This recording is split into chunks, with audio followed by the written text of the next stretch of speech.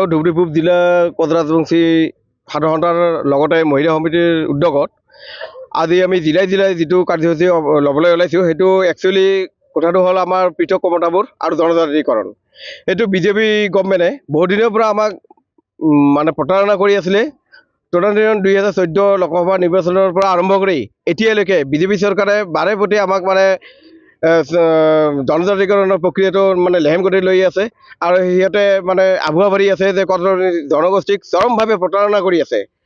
তো এই বিষয়ত আমি ক'ব খুজিছোঁ, এইবাৰ যদি আমাৰ 26ৰ আগত যদি জনজাতিকৰণ নাইবা পৃথক ক্ষমতাবোৰ ইছ্যুটো যদি নলয়, তেতিয়াহ'লে আমি সমগ্ৰ কোচ ৰাজবংশী জনগোষ্ঠীটোৱে বিজেপি গভৰ্ণমেণ্টক মানে বৰ্জন কৰিবলৈ মানে বাধ্যৱলীকৰ হৈছোঁ আৰু ইয়াৰ অনাগত দিনত সেই বস্তুটো দেখকে আপোনালোকে গম পাব। আপোনালোকে দেখিব যে চৰকাৰৰ সদিচ্ছা যে নাই, সেই সদিচ্ছা যদি এইবাৰো নহয়, তেতিয়াহ'লে আমি ইয়াৰ গণতান্ত্ৰিক প্ৰতিবাদৰ লগতে তেখেতসকলক ৰাজনৈতিকভাৱে আমি ভাঙি পেলাবলৈ আমি বদ্ধপৰিকৰ হৈছোঁ। আজি আমাৰ যি চৰকাৰ বিৰোধী শ্লোগানেৰে আমি যি 3 ঘণ্টীয়া ধৰ্মঘট আমি বিলেচিপাৰা সমজিলাৰ কাৰ্যালয় ঘেৰাৰ আমি যিটো প্ৰগ্ৰাম আজি কৰিছোঁ, সমগ্ৰ আমাৰ কোচ ৰাজবংশী জাতিৰ হৈ আমি ওলাই আহিছোঁ।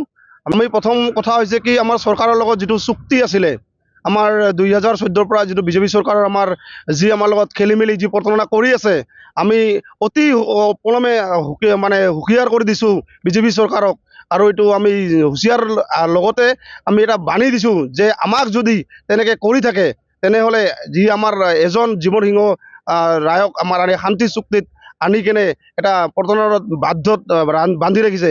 ইয়াৰ পিছত আমি যদি আমাৰ এই শান্তি চুক্তি বা শান্তি আমাৰ যিবিলাক শান্তিৰ হিচাপে আমি প্ৰগ্ৰাম কৰি আছোঁ, শান্তিত আমি যে আন্দোলন কৰিছোঁ, এই গণতান্ত্ৰিক আন্দোলন যদি আমাৰ মাননীয় মুখ্যমন্ত্ৰী হেমন্ত বিশ্ব শৰ্মাই যদি ইয়াক সন্মান নজনায়, প্ৰতাৰণা কৰি আছে, প্ৰতিবাৰে আমাক যিটো মিছইউজ কৰি আছে, কিবা দিম যদি দিয়া কথা উদ্ধাৰ কৰি দিলে হ'ল, যদি নিদিয়ে তেনেহ'লে আমি 1 লাখ ল'ৰা ছোৱালী আমাৰ লগত আমি একেলগে জংঘলত যাবলৈ বাধ্য হ'ম। কিয়নো আমি দেশৰ কাৰণে নিজৰ ঘৰ নিজৰ চব কিছু এৰি কেনে আমি জাতিৰ উদ্ধাৰত আমি যাবলৈ বাধ্য হ'ম। যদি যুদ্ধ কৰিবই লাগে তেনেহ'লে আমি যুদ্ধ কৰাজনে দৰকাৰ হাতত আমি অস্ত্ৰ তুলি ল'ব বাধ্য হ'ম। ইয়াৰ কাৰণে আমি বিজেপি চৰকাৰ জগৰীয়া হ'ব। আৰু ইয়াৰ জনজাতিকৰণ আমাৰ মূল দাবী, আমাৰ দুটাই দাবী, জনজাতিকৰণ আৰু পৃথক ক্ষমতাবোৰ।